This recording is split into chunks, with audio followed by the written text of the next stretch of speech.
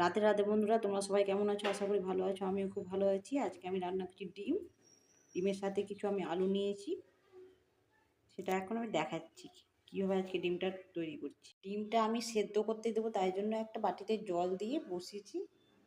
তার মধ্যে আমি সামান্য লবণ দিয়ে দিচ্ছি। এবার ডিমটা সিদ্ধ হোক। এখন আমার ডিম আর আলুটা ভালোভাবে সেদ্ধ হয়ে গেছে। ডিমটা রান্নার জন্য আমি এখানে নিয়েছি পেঁয়াজ কুচি, গোটা টমেটো, আদা, রসুন, কাঁচা লঙ্কা।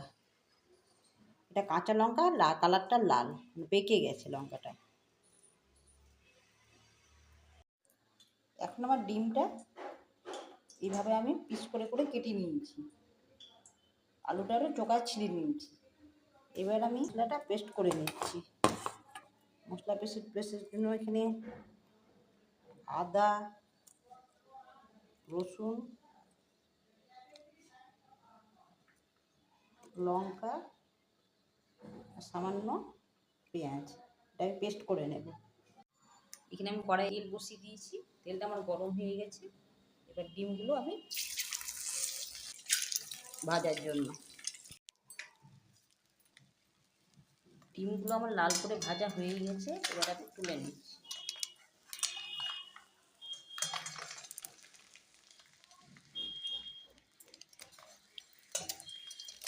এবার আমি ডিম ভাজা তেলেই আমি দিয়ে দিচ্ছি ফোড়ন, লবঙ্গ আর দারচিনি। তারপরে আমি দিয়ে দিচ্ছি পেঁয়াজ। আমার পেঁয়াজ আর টমেটো তেলে দেওয়া হয়ে গেছে। এবার আমি মশলাটা যে পেস্ট করেছি সেটাও দিয়ে দিচ্ছি। পেঁয়াজটা কিন্তু আমি ভাজিনি।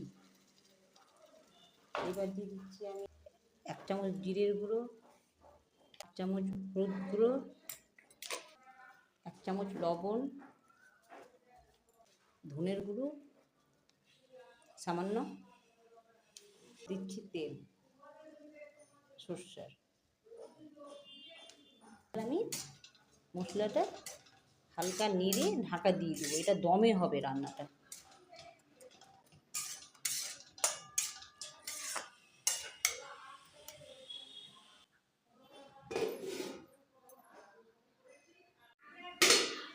এবার ঢাকনটা খুলে দিচ্ছি। মশলাটা কতটা কষা হয়েছে, এখনও বেশ কিছুটা জল আছে। মশলা কষতে বেশ সময় লাগবে। দমের মশলা একটু কষতে সময় লাগে, আস্তে আস্তে হবে এই মশলাটা কষা।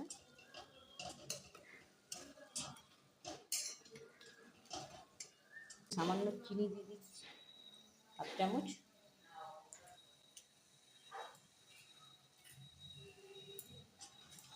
চিনিটা দিয়ে এবার আমি ভালোভাবে আর একটু কষে নেব।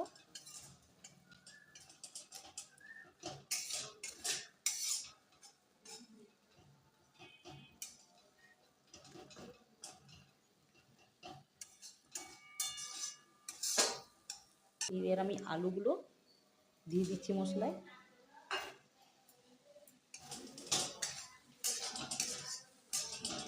ভালোভাবে নেড়ে আমি ঢাকা দিয়ে দিচ্ছি।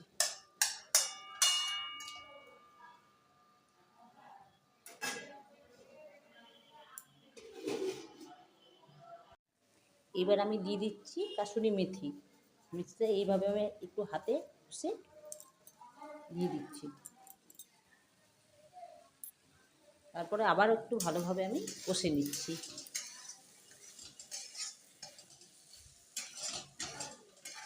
মশলাটা বেশ ভালোভাবে কষতে হবে, না কষলে আজকে আবারও আমি ঢাকা দিয়ে দিচ্ছি। এটাই হচ্ছে ভাপা, তাই জন্য বারবার ঢেকে ঢেকে মশলাটা সুন্দরভাবে কষে নিতে হবে।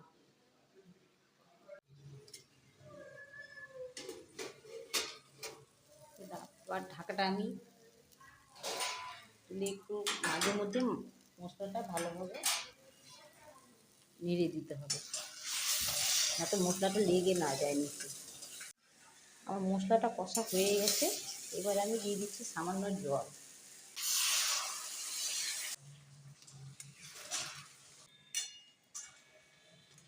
এবার আমি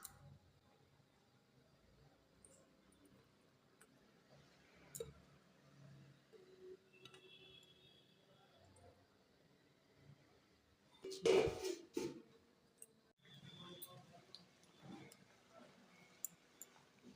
আমার ডিম ভাপাটা হয়ে গেছে, এবার আমি নামিয়ে নিচ্ছি। আমার ডিম ভাপাটা হয়ে গেছে বন্ধুরা, দেখতেই পাচ্ছেন কতটা সুন্দর হয়েছে কালারটা। আমি কোনো লঙ্কার কালার ইউজ করিনি।